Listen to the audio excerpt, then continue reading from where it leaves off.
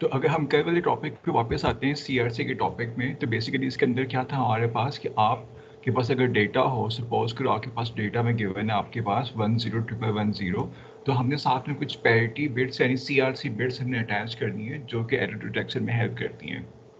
इनको जनरेट करने के लिए हमारे पास कुछ पॉलिनोमियल की बिट्स होंगी जिनको हम जी कहते हैं हम यहाँ पे। तो मैं कह रहा हूँ यहाँ पे आपके पास यहाँ पर डी की वैल्यू है यहाँ पर 10 और जी की वैल्यू आपके पास यहाँ पर 1001। अच्छा अब जरा हम यहाँ पे देखें तो अगर डी का साइज देखें यहाँ पर डी आपके पास यहाँ पे 6 बिट्स में और जी जो है आपके पास वो 4 बिट्स में। तो अगर इसके हिसाब से अगर देखें तो आपके पास अगर हम इनको डिवाइड करें डी को जी को डी से, तो आपके पास यहाँ पर 3 बिट्स बचनी चाहिए आखिर में। रिमाइंडर आपका थोड़ा सा कम होगा इस ऑर्डर उससे। तो फर्स्ट ऑफ ऑल करने से पहले हमने फर्स्ट स्टेप क्या करना होगा, हमने यहाँ पे ये 3 जो बिट्स बच रही हैं इसको हम आर कहते हैं यहाँ पे। तो फर्स्ट ऑफ ऑल हमने 2 आर से मल्टीप्लाई करना है डी को। तो मैं यहाँ पे क्या कर रहा हूँ कि मैं 2 आर से मल्टीप्लाई कर रहा हूँ डी को यहाँ से। तो उससे क्या होगा, उसका इफेक्ट क्या आएगा कि आपके यहाँ पर डी के एंड पे जीरोज आ जाएंगे यहाँ पे। जो आर की वैल्यू होगी उतने यहाँ पे जीरोज आ जाएंगे यहाँ पे। तो अगर यहाँ पे देखें तो आर की वैल्यू यहाँ पे 3 है तो आपके पास 3 जीरोज यहाँ पर आ गए। फिर उसके बाद अगला स्टेप क्या है कि अब आपने यहाँ पे लॉन्ग डिवीजन परफॉर्म करनी है और फिर हमें रिमाइंडर में इंटरेस्ट होगा, हमें कोशेंट में इंटरेस्ट नहीं है यहाँ पे। तो हम क्या करते हैं यहाँ पे हमने ऊपर डिवीजन स्टार्ट करते हैं यहाँ पे 1 लिखते हैं यहाँ पे। तो आपके पास प्रोसेस स्टार्ट हो गया। अच्छा उसके बाद फिर आप चेक करो कि जो आपके पास हर स्टेप के बाद यहाँ पे हम क्या कर रहे हैं, हम यहाँ पर बेसिकली आपको याद होगा हमने करना तो सब्ट्रैक्शन होती है यहाँ पे। नहीं कल हमने देखा था कि ज़ोर के अंदर एडिशन हो या सब्ट्रैक्शन हो आपके पास, या इनको ज़ोर करो आप, तीनों चीज़ें बेस 2 के अंदर सेम है यहाँ पे। तो अगर आप बेस 2 के अंदर काम कर रहे हो यानी कि मॉड 2 की एडिशन सब्ट्रैक्शन कर रहे हो, आप मॉड 2 ही कर रहे हो यहाँ पे, तो फिर चाहे आप एडिशन करो सब्ट्रैक्शन करो या ज़ोर करो, तीनों के सेम रिजल्ट्स आपके पास यहाँ पे आएंगे। तो इसलिए अगर आप देखो यहाँ पे तो इन्होंने यहाँ पे ज़ोर किया हुआ है। सिंपल तरीन पे देखने का तरीका ये है। तो आप बेसिक उसको सब्ट्रैक्शन देख लो, एडिशन देख लो या ज़ोर देख लो, तो एक ही बात है आपके पास। मॉड 2 के अंदर रहते हुए आप कुछ भी कर सकते हो यहाँ पे। तो ये आपके पास फिर इस तरह से यहाँ पे रिजल्ट्स आ रही है, 0 हो जाएंगे आपके पास, यहाँ पे 1 आ जाएगा, उसके बाद यहाँ 0 आ जाएगा, फिर नीचे से ऊपर कैरी डाउन करेगा आपके पास। तो इस तरह से ये प्रोसेस चल रहा है, एंड पे जाके आपके पास 011 आ गया। तो अब हमने क्या करना है, अब हम जो ट्रांसमिशन यहाँ पे कर रहे होंगे वो करेंगे यहाँ पे डी के साथ हम एंड पे ये 3 बिट्स लगा देंगे 011 की यहाँ पे। तो ये हमारे पास सीआरसी की बिट्स होंगी। तो जब जो रिसीव करेगा इस पूरी यहाँ पे नंबर को, यहाँ पे वो क्या करेगा, वो दोबारा से डिवाइड करेगा इस चीज़ को यहाँ पे जी से दोबारा से यहाँ पे। तो अब उसका रिमाइंडर 0 आना चाहिए, क्योंकि ये जो आपके पास रिमाइंडर था यहाँ पे, अगर हम रिमाइंडर को यहाँ पे अगर ऐड कर दें तो उसका मतलब क्या है कि अब आपका रिमाइंडर 0 होना चाहिए। तो सिंपल सी ये वाली लॉजिक है यहाँ पे, जो रिमाइंडर आपका बचा है उसको उसमें ऐड कर दो और फिर उसको जब दोबारा डिवाइड करोगे तो आपके पास रिमाइंडर आपके पास 0 आना चाहिए। तो ये वेरीफाई करने का यहाँ पे तरीका है सिंपल सा, कि आपके पास एक आपने डेटा को डिवाइड किया जी के साथ, जो रिमाइंडर बचा वो डी के साथ अटैच कर दो। तो अब जो नेक्स्ट टाइम डिवाइड करोगे तो आगे रिमाइंडर 0 बचेगा। तो इससे हम देख के वेरीफाई कर सकते हैं कि आपका डेटा करप्ट हुआ हुआ है या नहीं हुआ हुआ यहाँ पे।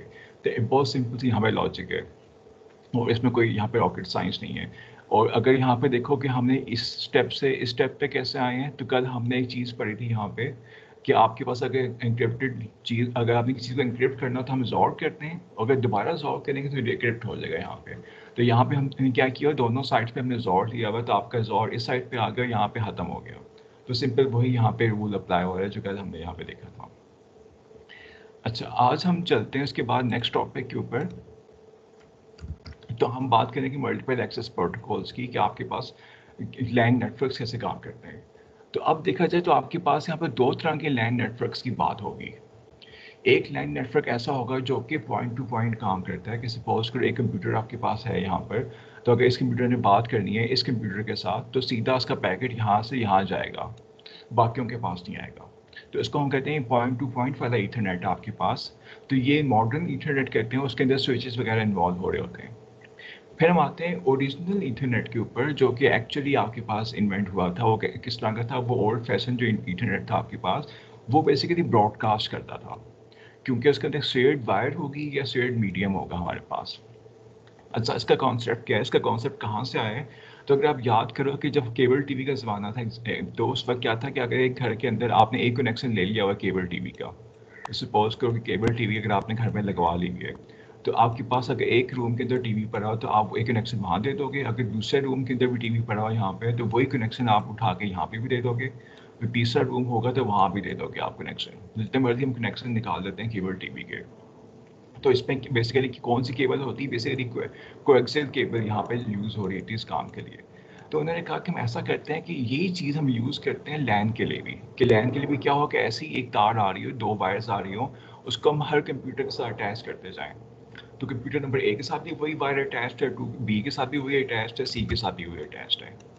तो उन्होंने ये उठा के इसको कहा कि इसको इसी सिस्टम को हम उठा के लैन में कन्वर्ट कर लेते हैं। तो वही आपके पास wires computer number A B C के लिए यहाँ पे यूज़ करें। अच्छा, अब देखा जाए तो लैन के अंदर हमने खाली रिसीव नहीं करना होता बल्कि हमने ट्रांसमिट भी करना होता है। तो अब अगर यहाँ पे कोई एक अगर ट्रांसमिट कर रहा हो, तो बाकी क्या होंगे, खुद बहुत से रिसीव कर रहे होंगे। तो सपोज करो कि अगर ए ट्रांसमिट करता है यहाँ पे कुछ, तो बाकी खुद बहुत यहाँ पे वही चीज़ रिसीव कर रहे होंगे, दोनों के पास सेम चीज़ आ रही होगी यहाँ पे। तो क्योंकि यहाँ पे ब्रॉडकास्ट हो रहा है एक ही वायर बेसिकली आपके पास, जो भी ट्रांसमिट करेगा बाकी को मिल जाएगा।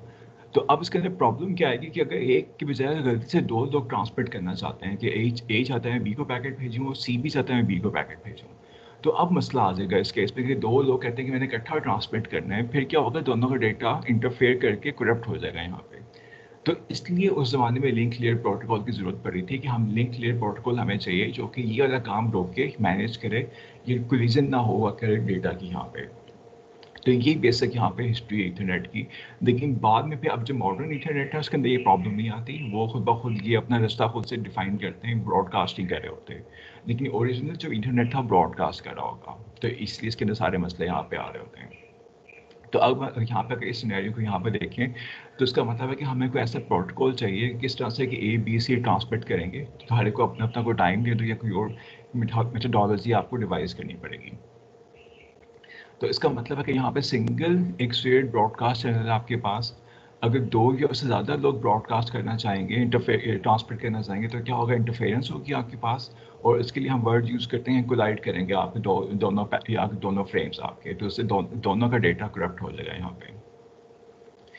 अच्छा, अगर आइडियली अगर देखा जाए, ये खाली हम आइडियली बात कर रहे हैं कि अगर हमारे पास एक लाइन की केबल है यहाँ पे, उसको अगर उसके ऊपर डेटा रेट आपको 8 BPS का मिल रहा है, तो अगर मैं कहता हूँ कि अगर m कंप्यूटर्स के साथ अटैच करने हैं आपने, तो हम क्या कर सकते हैं कि हम सबका डेटा रेट यहाँ पे 8/m कर दें, और तो इस तरह से होना चाहिए। लेकिन ये सिर्फ आइडियल बात है, यहाँ पे प्रैक्टिकली हम आप किसी का रेट रिस्ट्रिक्ट नहीं कर सकते, और ना ही आप बगैर क्लॉक के सिंक्रोनाइज के बगैर ही काम कर सकते हो। तो ये खाली आइडियल था कि आइडियल प्रोटोकॉल ऐसा होना चाहिए कि हर एक का रेट कम कर लो, लेकिन ऐसा होता नहीं है। तो हर एक का अपना अपना रेट होगा, किसी का कम होगा, किसी का ज़्यादा होगा, तो आप यहाँ पे रोक नहीं सकते उसको, क्योंकि एक ही चैनल है आपके पास, एक वायर है, उसको हर कोई अपनी मर्जी से एक्सेस कर सकता है। तो इसलिए काफ़ी सारे प्रॉब्लम्स है इसके अंदर। फिर उन्होंने कहा कि हम 3 डिफरेंट तरीके यूज़ करेंगे इसके लिए। फर्स्ट तरीका ये है कि आप पार्टीशनिंग कर लो उसके अपनी चैनल की, यानी कि वायर के ऊपर जो आपके पास रिसोर्सेज अवेलेबल हैं उसकी या तो टाइम स्लॉट्स बना लो यहाँ पे, या फ्रिक्वेंसी स्लॉट्स बना लो यहाँ पे। तो इस तरह आप डिफरेंट किस्म के इसके पीसेस कर सकते हो। फिर एक इसमें होगा कि हम इसमें मसला क्या आएगा वो हम देखते हैं फिर। तो फर्स्ट हम देखते हैं कि अगर टाइम स्लाइसिंग करें। अच्छा, टाइम स्लाइसिंग का मतलब कि ये आपके पास अगर लैन केबल जा रही है, सिंगल लैन केबल, और इसके ऊपर सब कंप्यूटर्स कनेक्टेड हैं यहाँ पे, तो उन्होंने कहा ऐसा करते हैं कि हम यहाँ पर को एक यूनिट डिफाइन कर लेते हैं। तो जितने टाइम का एक फ्रेम की लेंथ डिफाइन कर लेते हैं, जो फ्रेम की लेंथ का जो ट्रांसमिट करने का जो टाइम होगा उसको हम कहते हैं एक स्लॉट कह लेते हैं। तो ये फर्स्ट स्लॉट आपके पास यहाँ पे आ गया, कि second slot, third slot, fourth slot. तो उसकी बात करते हैं कि ऐसा करते हैं कि 6 स्टेशन हैं आपके पास लैन के अंदर, तो हम 6 स्लॉट्स बना लेंगे यहाँ पे। तो उसका फ़ायदा क्या होगा, फर्स्ट स्लॉट आपके पास कंप्यूटर नंबर 1 के लिए आ जाएगी, सेकंड स्लॉट कंप्यूटर नंबर 2 के लिए होगी, एंड सो ऑन। तो हर कंप्यूटर की हमने स्लॉट फिक्स कर ली यहाँ पे। तो हर कोई अपने स्लॉट के अंदर ट्रांसमिट करेगा, उसके बाद सिर्फ रिसीव कर सकता है, ट्रांसमिट नहीं कर सकता यहाँ पे। तो ये उन्होंने यहाँ पे प्रोटोकॉल डिफाइन कर लिया। लेकिन अगर आप देखो उसके अंदर सबसे बड़ा प्रॉब्लम क्या है यहाँ पे, कि अगर सिर्फ 1 या 2 कंप्यूटर्स ट्रांसमिट कर रहे हैं तो बाकियों की सारी स्लॉट्स यहाँ पे ज़ाया जा रही हैं। तो सपोज करो कि अगर खाली एक कंप्यूटर यहाँ पे ऑन हुआ है तो वो बहुत पुअर परफॉर्म करेगा, हालांकि इतनी बैंडविड्थ इतने रिसोर्सेज अवेलेबल होंगे वो वाकई उनको यूज़ नहीं कर सकता है यहाँ पे।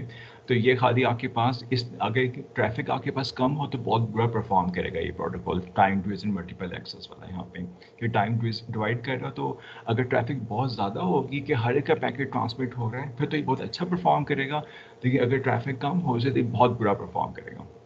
और सेकंड इसमें मसला क्या है, इसके अंदर आपको सब कंप्यूटर को सिंक्रोनाइज करना है यहाँ पे, कि आपको पता होना चाहिए कि 3 वाला एग्जैक्टली इस पॉइंट पे स्टार्ट करे, ना आगे ना पीछे, 4 वाला एग्जैक्टली इस पॉइंट से स्टार्ट करे, ना आगे ना पीछे। तो अगर इनकी क्लॉक ज़रा सी भी आउट ऑफ सिंक होती है तो ये क्या करेगा, इंटरफेरेंस दोबारा से हो सकती है यहाँ पे।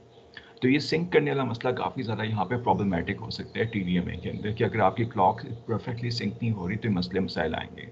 तो इसका मतलब कि छोटे नेटवर्क्स के अंदर तो आप ये काम फिर भी कर लोगे, बड़े के अंदर सिंक्रोनाइज करना मसला होता है तो फिर ये काम मुश्किल हो जाएगा, कुछ ना कुछ आपके पास डिलेज आएंगे तो इंटरफेरेंस आप कॉज करोगे यहाँ पे, क्योंकि पैकेट अगर आप देर से स्टार्ट करते हो, अगर यहाँ से ट्रांसमिशन करना स्टार्ट करते हो तो आप थोड़ा सा आगे भी जाओगे, दूसरे के टाइम स्लॉट के अंदर भी आप इंटरफेयर कर रहे होगे एंड पे जाके, तो फिर पूरा फ्रेम आपका ज़ाया हो जाएगा, तो आपको फिर रीट्रांसमिट ही करना पड़ेगा बाद में जाके, तो फ़ायदा नहीं है इसका। तो इसके अंदर ये प्रॉब्लम है कि सिंक्रोनाइज करना बड़ा चैलेंजिंग है यहाँ पर। दूसरा ये कि आप बैंडविड्थ ज़ाया करते हो कि अगर कुछ कंप्यूटर्स ट्रांसमिट नहीं करें। फिर हम देखते हैं यहाँ पे कि अगर हम फ्रिक्वेंसी डिवीज़न यहाँ पे कर लें उसी रिसोर्सेज की, यहाँ पे मतलब ये कि अगर आपने ट्रांसमिट करना है तो इस एक फर्स्ट कंप्यूटर को आप लो फ्रिक्वेंसी असाइन कर लो, सपोज करता हूँ मैं कह रही हूँ 100 हर्ट्ज से लेके 1 किलो हर्ट्ज तक असाइन कर लो, यहाँ पे फर्स्ट कंप्यूटर को दे दो यहाँ पे। सेकंड को मैं कहता हूँ कि सपोज करो आप कहते हो कि नहीं हम इसको दे देते हैं 2.1 किलो हर्ट्ज से लेके 3 किलो हर्ट्ज तक इसको असाइन कर लो। फिर थर्ड कंप्यूटर को आप दे सकते हो कि इसको मैं दे देता हूँ कि यहाँ पे 10 से लेके ये 11 किलो हर्ट्ज तक की बैंडविड्थ यहाँ पे यूज़ कर ले, 10.1 से लेके 11 किलो हर्ट्ज की। तो अब क्या हो रहा है, आप डिफरेंट कंप्यूटर्स को यहाँ पे डिफरेंट बैंडविड्थ असाइन कर रहे हो। हालांकि केबल आपके पास सिंगल वही है, केबल की वो कोएक्सियल केबल है जो कि हम टीवी के लिए यूज़ कर रहे होते हैं, वो इसी पे ईथरनेट आपके चल रहे हैं। अच्छा, अगर हम ये काम करेंगे तो यहाँ भी बहुत से प्रॉब्लम्स यहाँ पे आ रहे हैं।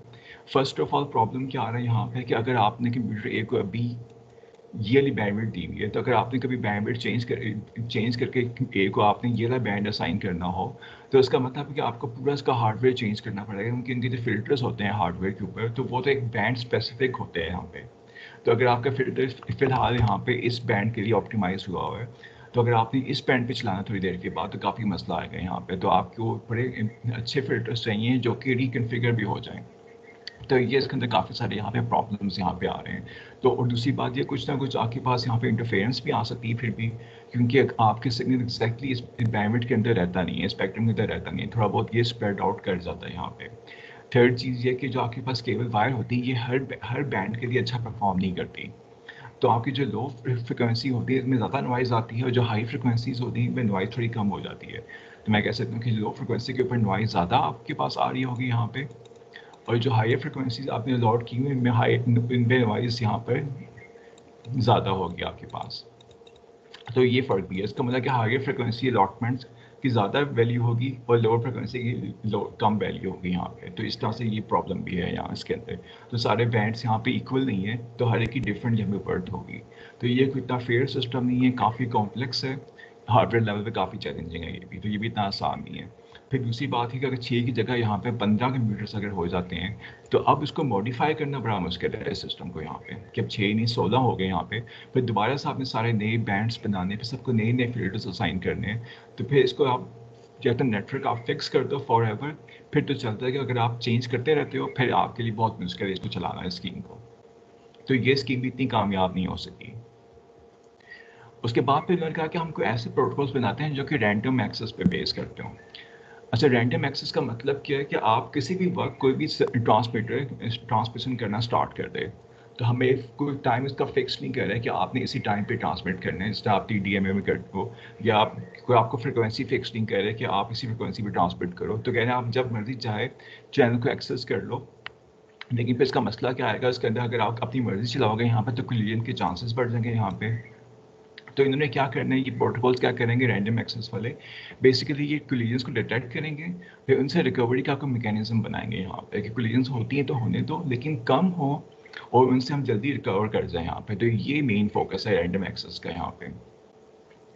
तो हम यहाँ पे फर्स्ट एक प्रोटोकॉल देखते हैं स्लॉटेड अलोहा यहाँ पे कि वो किस तरह से काम करता है। तो बेसिकली ये क्या कह रहा है, इसके अंदर भी उन्होंने यहाँ पे डिफरेंट टाइम स्लॉट्स बना दी हैं स्लॉटेड अलोहा के अंदर, लेकिन डिफरेंस क्या है कि टाइम स्लॉट किसी पर्टिकुलर यूजर को फिक्स नहीं की हुई, यानी किसी का कोटा नहीं है कि ये स्लॉट सिर्फ आपकी, ये सेकंड स्लॉट किसी और की है, तो इन्होंने फिक्स नहीं की हुई। जो यानी चीज़ इनका जो रूल बना हुआ है यहाँ पे, रूल इनका ये है कि आपके पास डिफरेंट स्लॉट्स यहाँ बन गई टाइम की यहाँ पर। सिर्फ फ़र्क ये है कि जितने भी कंप्यूटर से ट्रांसमिट करना होगा वो हर हमेशा स्लॉट के स्टार्टिंग में करेंगे, कि अगर आपने कोई चीज़ ट्रांसमिट करनी है यहाँ पे तो आप खाली इस पॉइंट पे कर सकते हो ट्रांसमिट, या इस पॉइंट पे ट्रांसमिट कर सकते हो, या इस पॉइंट पे कर सकते हो। तो आपको इस पॉइंट पे ट्रांसमिट करना अलाउड नहीं होगा, दरमियान में आप ट्रांसमिट नहीं कर सकते स्लॉट के। तो इस स्लॉट के बिल्कुल स्टार्टिंग के अंदर आप ट्रांसमिशन कर सकते हो, मिड में आप इसको आपको अलाउड नहीं है, सिर्फ यहाँ पे रूल है। तो अगर सपोज करो यहाँ पे कंप्यूटर ए बी में भी ट्रांसमिट करना चाहेगा और बी भी करना चाहेगा, तो फिर क्या होगा, आपके पास यहाँ पे कोलिजन हो जाएगी, तो फिर इसको ये चीज़ यहाँ पे मैनेज कर रहा होता है। तो हम देखते हैं कैसे मैनेज करते हैं। तो ये आपके पास यहाँ पे एक ही टाइम वाइज यहाँ पे एक नज़र आ रहा है ट्रांसमिशन का यहाँ पे कैसे हो रही है। तो अगर मैं टाइम फर्स्ट स्लॉट में अगर यहाँ पे देखूँ तो यहाँ पे क्या हो रहा है, 3 कंप्यूटर्स हैं यहाँ पे, नोड 1, नोड 2, नोड 3, तीनों ने पैकेट सेंड करना था अपना। तो उसका क्या रिजल्ट आया, हमें तीनों ने एक सेम टाइम पे कर दिया, तो कोलिजन आपके पास आ जाएगी, सी यहाँ पे लिखा हुआ है कि कोलाइड करके तीनों के फ्रेम्स यहाँ पे, तो किसी की ट्रांसमिशन यहाँ पे नहीं होगी। तो इस केस में क्या होगा, इस केस में होता ये है कि जब भी आपके पास कोलिजन जब भी होगी तो आपने एक रैंडम टाइम के लिए वेट करना है।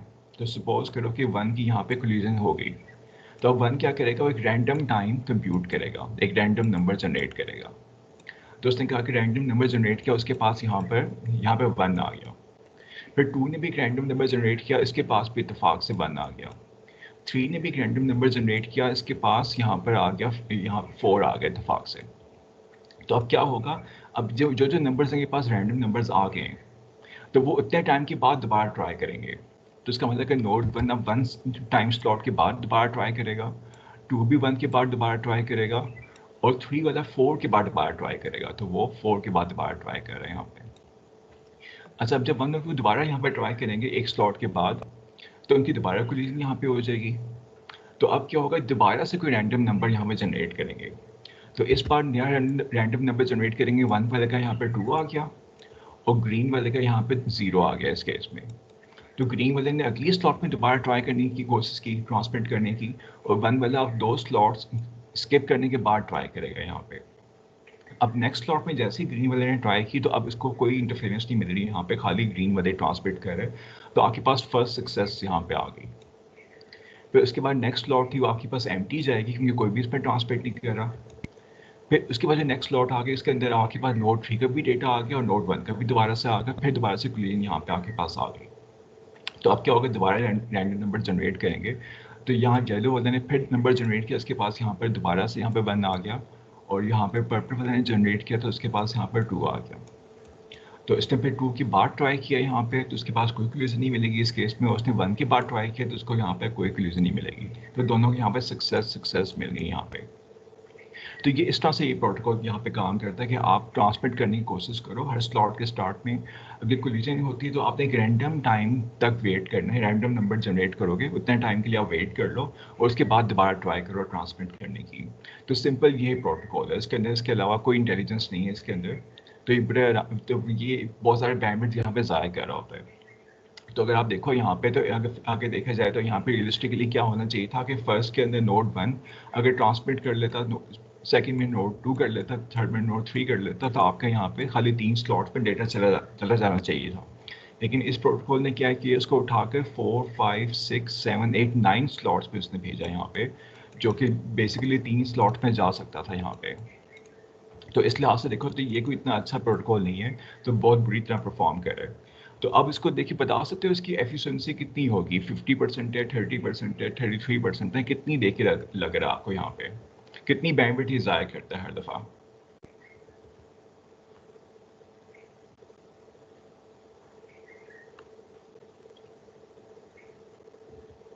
जी देखिए, क्या लग रहा है आपको, कितनी कितनी बैंडविड्थ ये एफिशिएंसी से यूज़ कर रहा है, क्या इसकी होनी चाहिए वैल्यू यहाँ पे, 50 करें या 100 करें या 33 करें, 30 करें, कैसे हम कंप्यूट कर सकते हैं।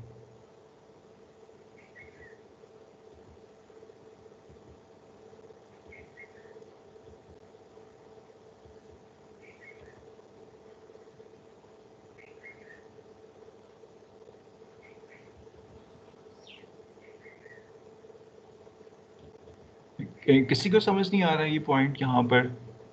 सर तो इसकी अगर मिनिमम होगी सर। जी हाँ, लेकिन अगर इस सिनेरियो में कितनी मिनिमम तो है, बहुत कम है, लेकिन एग्जैक्ट नंबर में अगर देखना हो तो देख आप यूं देखो ना कि कितनी कितनी स्लॉट्स थी जिसके अंदर डेटा चला जाना चाहिए था। 3 स्लॉट्स का डेटा है बेसिकली आपके पास। भेज आप कितने में रहे हो? 9 स्लॉट्स में भेज रहे हो, क्योंकि आपने यहाँ पे 1 से लेके 9 स्लॉट तक आपने कंज्यूम किए 3 स्लॉट्स का डेटा भेजने के लिए। तो फिर एफिशिएंसी कितनी हो जाएगी यहाँ पे? 3/9 आ जाएगी आपके पास, यानी अप्रॉक्सीमेटली 33% आपको यहाँ नज़र आ रही है। तो इसका मतलब कि बहुत लो एफिशिएंसी के साथ ये डेटा ट्रांसमिट कर रहा है। यहाँ पे 30s के अंदर ही इसकी रहती है यहाँ पे। तो इसको हम देखते हैं कि अगर हम अगर थ्योरेटिकल भी अगर इसकी लिमिट निकालें, यहाँ पे थ्योरेटिकल लिमिट भी इसकी 37% यहाँ पे आती है। ये 37% से ज़्यादा इसकी कभी होती ही नहीं है नॉर्मल हालात में। तो ये मैक्सिमम एफिशिएंसी इसकी जो एवरेज अगर हम बात करें कि एवरेज आपको मैक्सिमम इतनी मिलती 37%, इससे ज़्यादा आपको यहाँ पे मिलती नहीं है। तो प्रोबेबिलिटी के अगर फॉर्मूलाज यहाँ पे अप्लाई करें तो इससे आपके पास ये वैल्यू आएगी। तो यहाँ पे कुछ इक्वेशंस लिखी हुई है, ये क्या कह रहा है कि क्या प्रोबेबिलिटी है किसी नोड ने कोई डेटा सेंड करना हो। तो कह रहे हैं सपोज करो कि अगर 3 नोड्स हैं आपके पास, तो हर नोड की ट्रांसमिट करने की प्रोबेबिलिटी का मैं कहता हूँ यहाँ पे 1/5 है। ठीक है, तो क्या प्रोबेबिलिटी कि आपको किसी नोड नंबर 1 को सक्सेस मिले, तो सक्सेस की प्रोबेबिलिटी क्या हो जाएगी आपके पास यहाँ पर, यानी कि 1/5। और बाकी ट्रांसमिट ना कर रहे हो तो उनकी प्रोबेबिलिटी क्या हो जाएगी 4/5 इंटू 4/5। तो बेसिकली इसकी जेनेरिक फॉर्म क्या आ जाएगी आपके पास, p इंटू 1 - p की पावर n-1। तो ये था कि अगर नोड नंबर 1 ने अगर सक्सेसफुली ट्रांसमिट करना है उसकी प्रोबेबिलिटी क्या होगी। फिर अगर हम कहेंगे किसी भी नोड ने अगर सक्सेसफुली ट्रांसमिट करना है, ओवरऑल कोई एक नोड कर देगा कम से कम, तो उसकी प्रोबेबिलिटी क्या होगी। इसका ये है कि इसको ही आप 3 दफ़ा ऐड कर लो यहाँ पे या 3 से मल्टीप्लाई कर लो, तो आपके पास ये जेनेरिक फॉर्म इसकी बन जाएगी यहाँ पे। फिर हमने मैक्सिमम एफिशिएंसी अगर फाइंड करनी हो तो हमने क्या करना है कि हमने ऐसी पी स्टैटिक फाइंड करना है यहाँ पे जब मैक्सिमाइज करते हैं इसको। तो हम क्या करेंगे यहाँ पे इसके डेरिवेटिव लेके लिमिट्स लेंगे यहाँ पे, तो आपके पास 37% की यहाँ पे वैल्यू आ जाएगी कि आपके पास मैक्सिमम एफिशिएंसी यहाँ पे 37% यहाँ पे आ सकती है। तो इतना कोई अच्छा ही प्रोटोकॉल नहीं है, लेकिन इसका फ़ायदा है कि बहुत सिंपल है यहाँ पे। और इसमें एक चीज़ और यहाँ पे इंपॉर्टेंट है यहाँ पे कि आपको क्लॉक चाहिए। तो क्लॉक होगी तो आप सबको यहाँ पे सिंक्रोनाइज कर रहे होगे कि आपने यहाँ पर एक स्लॉट आपके यहाँ से स्टार्ट हो रही है, तो आपको यहाँ पे क्लॉक चाहिए होगी फिर भी। तो इसका मतलब है कि अब आपके पास अगर ईथरनेट की केबल थी यहाँ पे 2 वायर्स थी यहाँ पे, कि एक में आपके पास वोल्टेज आ रही थी यहाँ पर और एक में नीचे आपके पास ग्राउंड था यहाँ पे। तो अब आपको एक थर्ड वायर भी चाहिए होगी। थर्ड वायर क्या कर रही होगी यहाँ पे, ये आपको क्लॉक का सिग्नल दे रही होगी यहाँ पे। तो इसका मतलब कि अब आपका इंटरनेट की जो केबल है 2 वायर्स पे नहीं चल सकती, अब आपको 3 वायर्स पे इसको चलाना पड़ेगा। तो क्लॉक को देखते हुए हमने यहाँ पे ट्रांसमिट करना है इस वी वाले वायर के ऊपर। तो अब आपकी इंटरनेट की केबल थोड़ी सी यहाँ पे कॉम्प्लेक्स होगी, तो इतनी सिंपल नहीं थी जो कि स्टार्टिंग में थी यहाँ पे कि खाली 2 वायर के ऊपर आपका काम चल रहा है, तो वो नहीं हो सकता है यहाँ पे। फिर उन्होंने कहा कि अगर हम 2 वायर पे ही रखते हैं इसको, कि हम थर्ड वायर ना यूज़ करें, कि हमें क्लॉक नहीं चाहिए अगर, तो फिर कैसा ये परफॉर्म करेगा।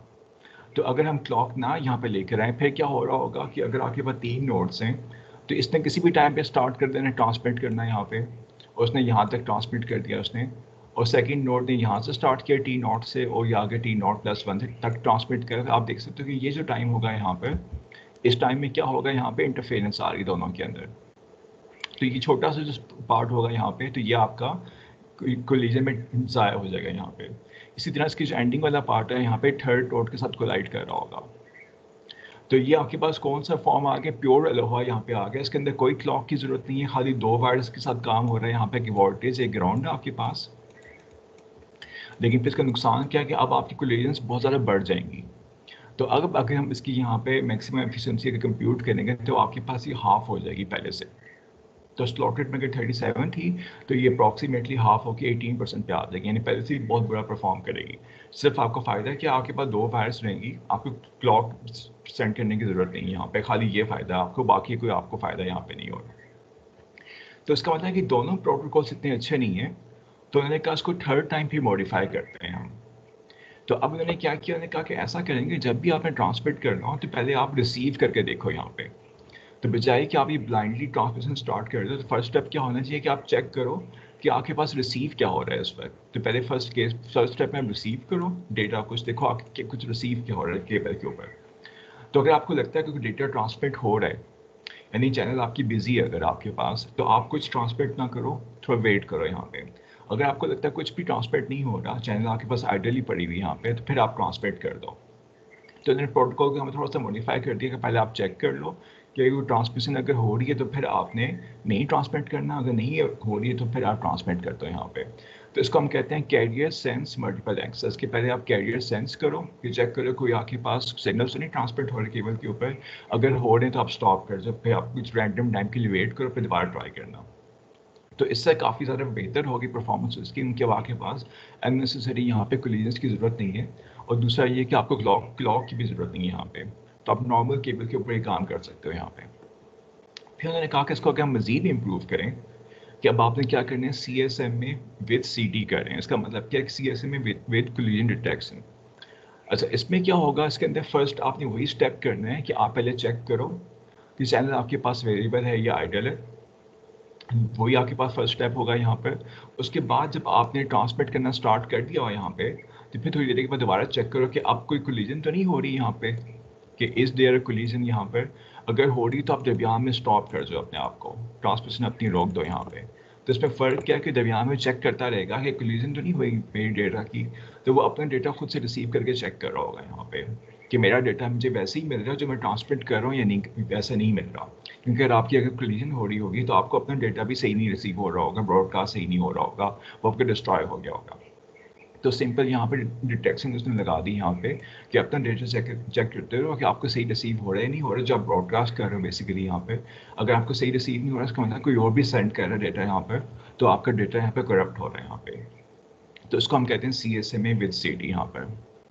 तो इसका मतलब तो इससे काफ़ी यहाँ पे इम्प्रूवमेंट आ गई। तो अब ये प्रोटोकॉल्स, चारों प्रोटोकॉल्स हमारे पास, अब ये कोई यूज़ नहीं करता फिलहाल लैन के लिए। तो अब ये कहाँ यूज़ होते हैं, सारे सारे वाईफाई नेटवर्क पे चले गए यहाँ पे। क्योंकि जो स्टार्टिंग में मसला था आपका लैन के अंदर, कि लैन में आपके पास ब्रॉडकास्ट होता है, तो ये आपके पास स्टार्टिंग में लैन ऐसा था आपके पास कि सब एक ही केबल से कनेक्टेड होंगे यहाँ पे। तो अब वो क्या होगा, अब यहाँ पे स्विचेस लग गए हुए हैं कि अब सबके सबकी कनेक्शन यहाँ पे एक स्विच में लगे होते हैं। तो यहाँ इनके पास स्विच के साथ कनेक्शन इनका होता है, तो स्विच इनके यहाँ पे ब्रॉडकास्ट नहीं करता बल्कि इनको वो पॉइंट टू पॉइंट कर रहा होता है। तो अब इन्होंने क्या किया, उठा के ये सारे प्रोटोकॉल्स उठा के वाईफाई में इंप्लीमेंट कर दिए उन्होंने। तो वाईफाई के अंदर सेम यही प्रॉब्लम दोबारा से आ गई है कि वाईफाई के अंदर आप ब्रॉडकास्ट करते हो, तो आपके पास अगर एक लैपटॉप अगर यहाँ पर रहा हुआ है, तो आपके पास बेसिकली आपको यहाँ से ब्रॉडकास्ट ही करना होगा, तो वो सबके पास रिसीव हो रहा होगा यहाँ पे। तो ये ब्रॉडकास्ट करें सबको रिसीव हो रहा है, तो सेम वही प्रॉब्लम्स हैं। तब ये प्रोटोकॉल्स उठ के यहाँ पे वाईफाई पे हम यूज़ कर रहे हैं। तो अगर हम यहाँ पर सी एस एम को कंपेयर करें यहाँ पे C S M C D के साथ, तो उसका जो टाइम है यहाँ पे कोलिजन का काफ़ी कम हो गया हुआ है। तो अगर हम ओरिजिनल सी एस एम को देखें तो यहाँ पर, तो ये जो टाइम आपके पास यहाँ पे जो मैट्रिक्स से बने हुए हैं यहाँ पे, ये जो टाइम होता है यहाँ पे कोलिजन का टाइम होता है यहाँ पे। तो अगर हम C S M with C D करेंगे यहाँ पे, तो टाइम यहाँ पे बहुत नैरो सा हो गया हुआ है, तो कोलिजन का टाइम बहुत कम हो गया हुआ है यहाँ पे। तो ये काफ़ी अच्छा काम करता है प्रोटोकॉल यहाँ पर। तो अगर हम इसका पूरा एल्गो यहाँ पे अगर लिखें यहाँ पर, तो क्या स्टेप्स बनेंगे आपके कि आपके पास नेटवर्क कार्ड जो होगा वह डेटाग्राम रिसीव करेगा फ्रॉम नेटवर्क लेयर। तो नेटवर्क लेयर से उसको जो डेटाग्राम ये पैकेट मिलेगा वो उसके पास आ जाएगा, उसके वो फ्रेम्स बनाएंगे मल्टीपल। तो हर पैकेट के मल्टीपल फ्रेम्स बनते हैं, ये पैकेट्स बड़े होते हैं और फ्रेम छोटे होते हैं साइज़ के अंदर। फिर क्या करेगा, उसके बाद नेटवर्क कार्ड चैनल को सेंस करेगा ओरिजिनल लाइन के केस में कि आपके पास चैनल अवेलेबल है या नहीं है, कोई ट्रांसमिट अभी कर रहा है या नहीं कर रहा। अगर आपके पास बिजी होगी चैनल यहाँ पे, तो आपने खाली क्या करना है, कुछ नहीं करना, आप वेट करो रैंडम टाइम के लिए, उसके बाद दोबारा ट्राई करो। तो आपने खाली यहाँ पे क्या करना है, आपने खाली यहाँ पे वेट करना है और उसके बाद दोबारा ट्राई करते रहो। और अगर आपको लगता है कि नहीं आपके पास आइडल चैनल यहाँ पे आपको अवेलेबल होगी भी है, तो आप क्या करोगे, फिर आप नेक्स्ट स्टेप के ऊपर यहाँ पे आ जाओ, आप ट्रांसमिशन करना स्टार्ट कर दो यहाँ पे। और उसके बाद फिर आप चेक करो कि आपका पूरा फ्रेम क्या कोलिजन के बगैर ट्रांसमिट हो गया, तो फिर तो आपके पास सही है, कोई मसला नहीं है।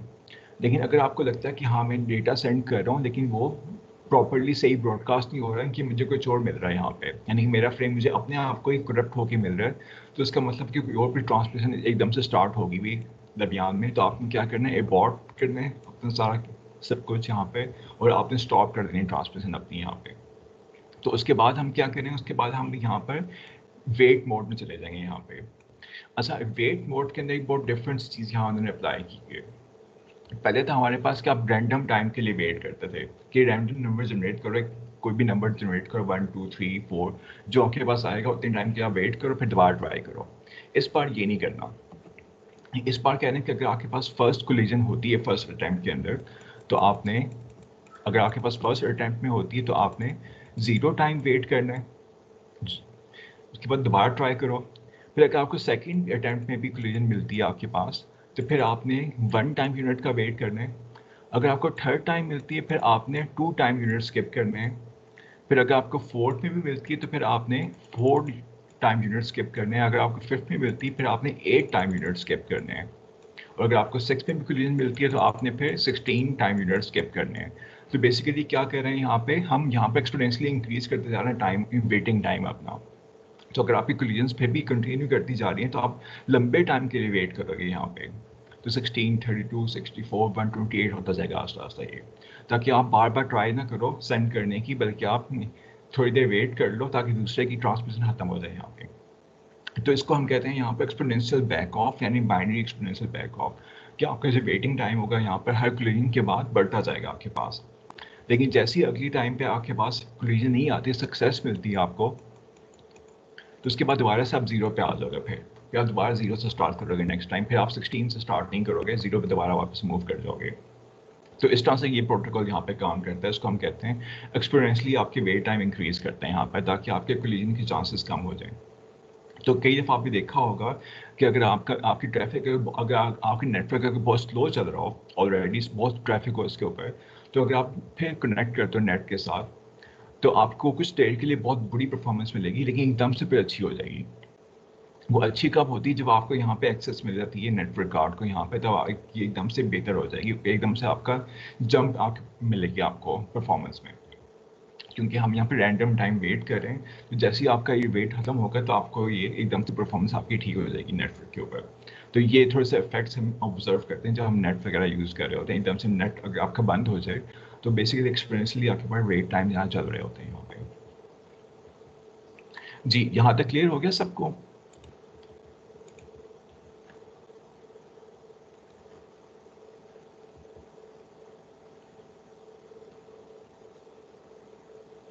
किसी के क्वेश्चन हैं तो आप क्लैरिफाई कर लो अभी।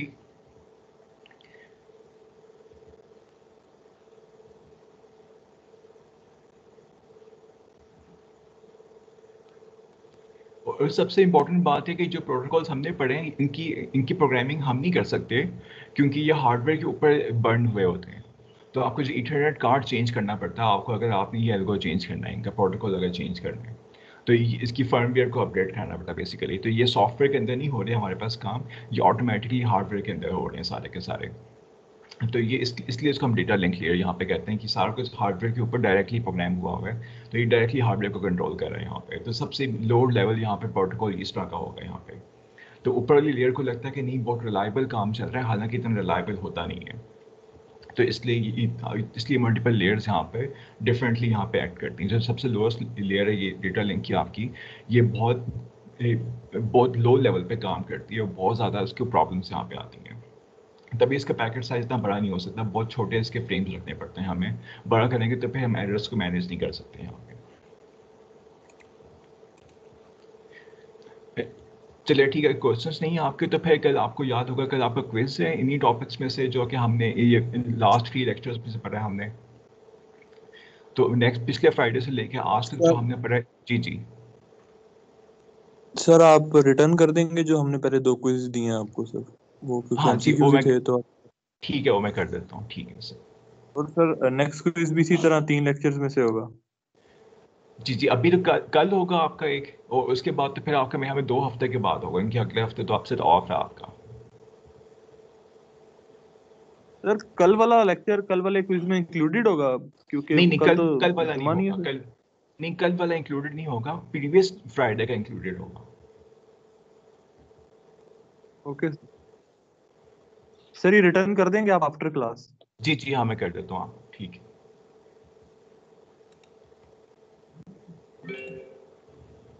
चलें ठीक है, अगर आपको क्लियर है सही है तो बहुत सिंपल सी चीज़ें हैं, इसकी एक दफ़ा रिवाइज कर लेना, उसको उतना मसला नहीं होगा, आपको आराम से कर लोगे वैसे आप। चलें जी, thank you so much, okay जी, अल्लाह हाफिज़। ओके सर, अल्लाह हाफिज। अल्लाह हाफिज़।